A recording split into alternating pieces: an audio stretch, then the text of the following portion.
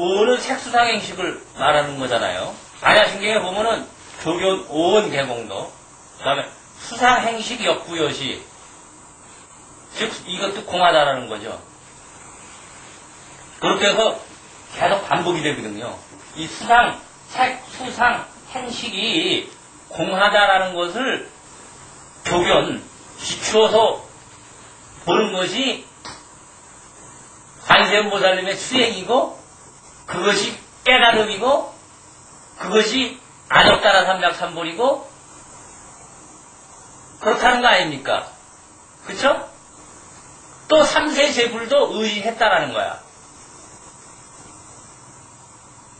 그런데 그것의 공의 실체를 또 다른 표현으로 뭐라고 얘기를 하냐면은 결국은 오온을 공하다라고 보는 것을 반야신경에서 뭐라고 표현해요?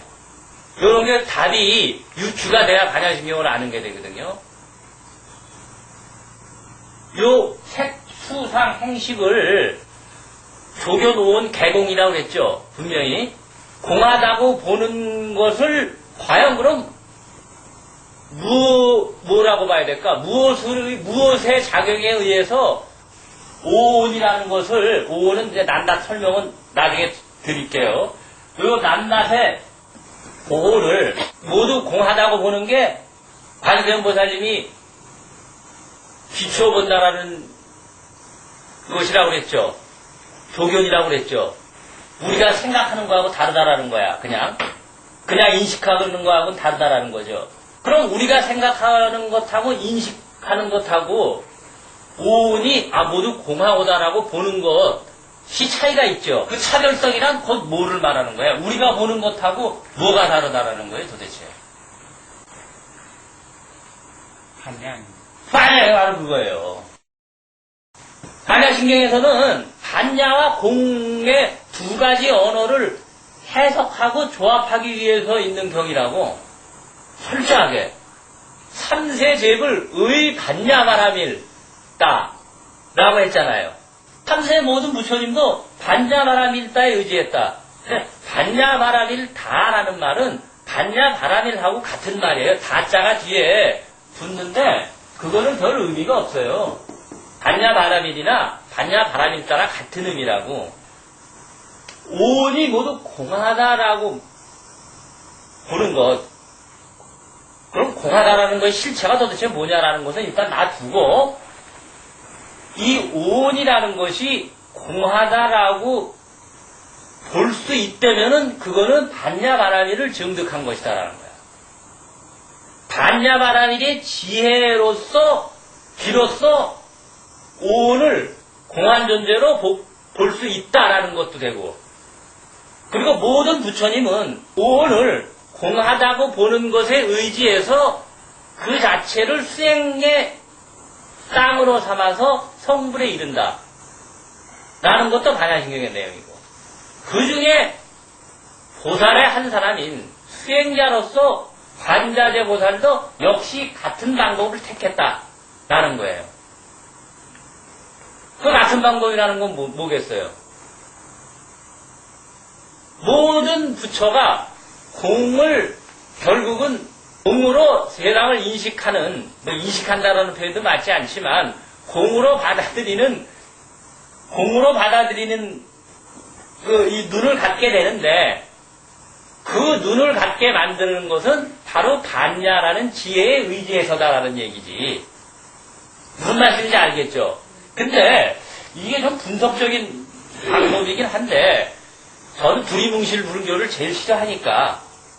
근데 여기 제가 거론을 안 했지만은, 이번 반야신경에서 거론을 안 했지만은 문제점이 있어요. 뭐냐?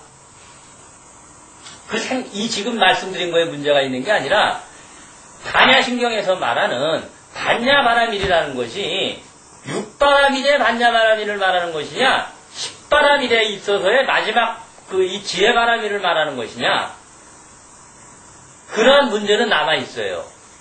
왜냐하면은 우리가 6바라밀 할 때 보시, 지계, 인역, 정지, 선정, 지혜라고 말하죠. 그리고 10바라밀 할 때는 나머지 3개 더하고 마지막에 반야바라밀이라고 한다고. 근데 어떤 경우에는 도시지계 인역전진 선정 반야 그렇게 하고 십바람일 마지막에 지혜바람일이라고 하기도 해요.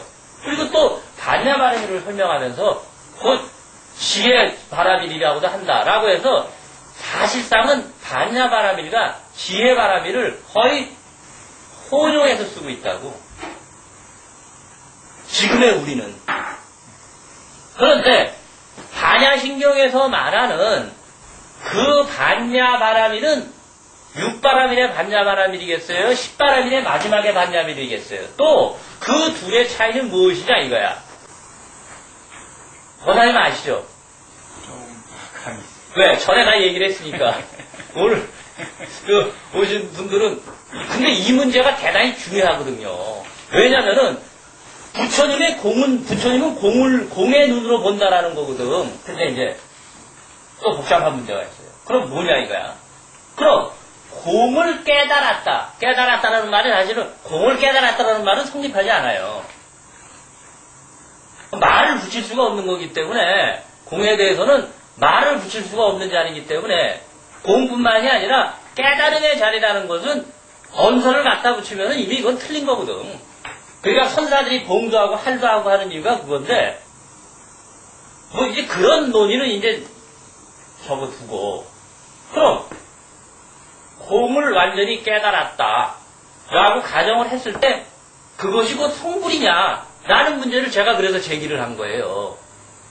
공과 중도 깨달음 우리가 지금 뭐 불교에서 1600여 년 동안 이야기되어 왔던 그것이 성취되었을 때 과연 그게 성불하고 같겠느냐.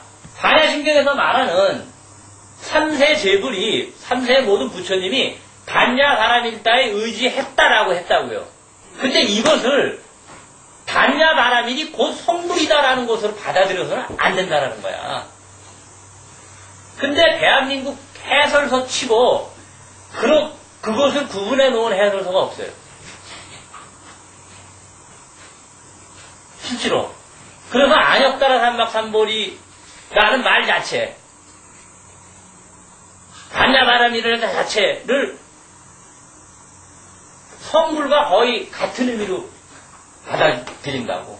안역따라 삼박삼보리가 반야신경의 논리에 의하면은 궁극적인 깨달음을 성취한 것은 분명해요. 그것은 공 속에 들어가 있는 거라. 근데 그것이 과연 성불이냐 아니냐 이거야. 공을 완전히 인식을 했어. 세상 삼라 만상이 모두 공한 것임을 알았다고. 그럼 그거 부처가 된 거냐고요. 그 공을 인식을 했으면은 제가 반야신경에서 해설했듯이 나도 없고 세상의 일체가 다 공이기 때문에 그때는 온갖 묘한 재주들을 다 나타날 수가 있다고. 몸을 한 곳에서 여러 곳으로 나타내 보일 수도 있고 공중에 떠 보일 수도 있고 투과할 수도 있고 그러한 힘이 그러한 신통력도 다 갖추게 돼요. 그러한 능력을 능히 얻을 수 있다고. 육신통 이상의 것을 얻을 수 있다고. 그럼 그 육신통 이상의 것을 얻었다고 해가지고 성불이라고 할 수가 있냐고요. 한국 불교에서는 뭘 성불이라고 말을 하고 있다고.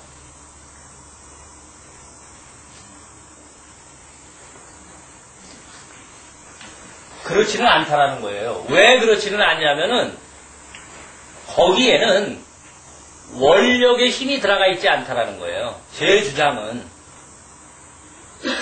자리의 힘은 얻었지만 이타의 힘은 얻지 못했다라는 거야. 이해가 되세요?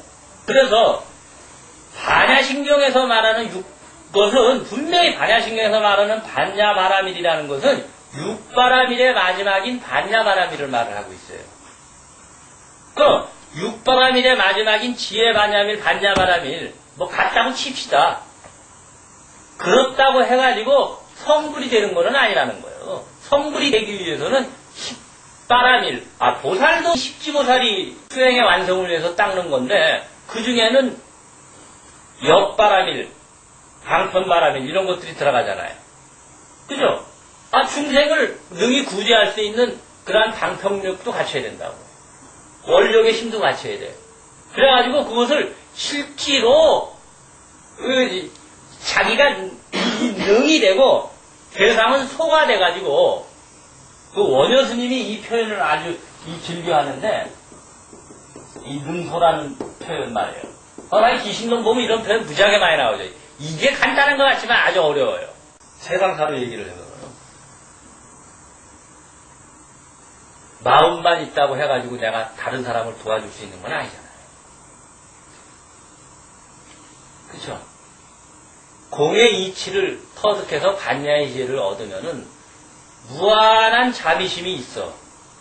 그리고 모든 것에 이치에 걸림이 없다고 말 그대로 자제무예해.